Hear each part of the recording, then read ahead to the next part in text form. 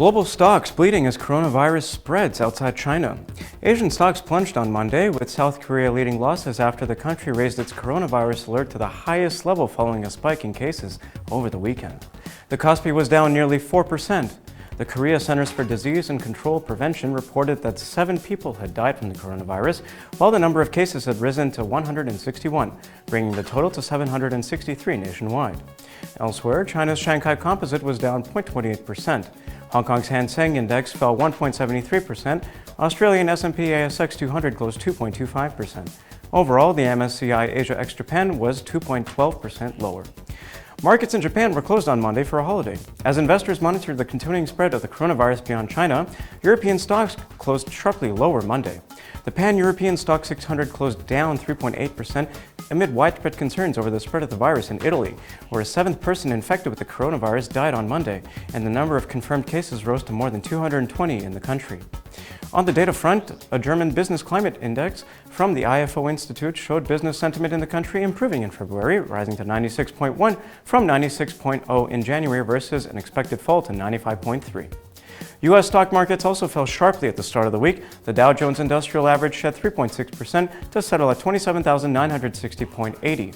The S&P 500 slumped 3.4% to close at 3,225.89, and the Nasdaq Composite off by 3.7% to finish at 9,221.28. Over the weekend, the International Monetary Fund warned the virus outbreak could reduce economic growth by 0.1% this year and drag China's annual growth 0.4 percentage points lower than January estimates.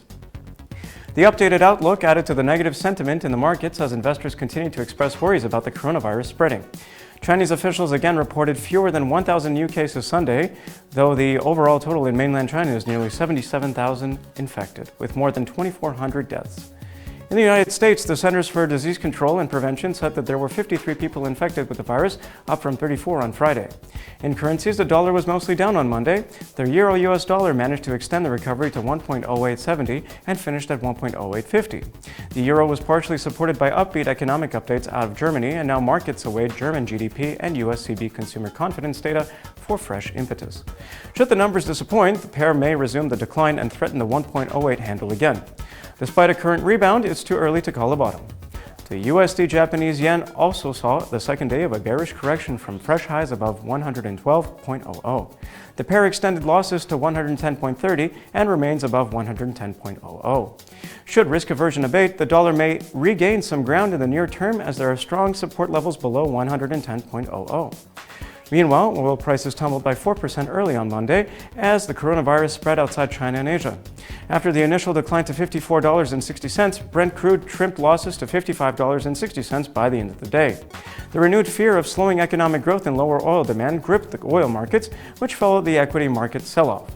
Amid the spread of the virus, Afghanistan, Iraq, Kuwait, Saudi Arabia, and Turkey imposed travel and immigration curbs on Iran. Meanwhile, Saudi Aramco said that it expects the coronavirus impact on oil demand to be short-lived and consumption to rise in the second half of the year. On the other hand, Goldman Sachs said the commodity prices could fall sharply before any rebound on the back of the Chinese stimulus efforts. Elsewhere, U.S. President Donald Trump has decided to step up the sanctions campaign on Venezuela's oil sector and will be more aggressive in punishing people and companies that violate them. That is all for today. Thank you for watching. Please click subscribe to always be in touch with the latest market news.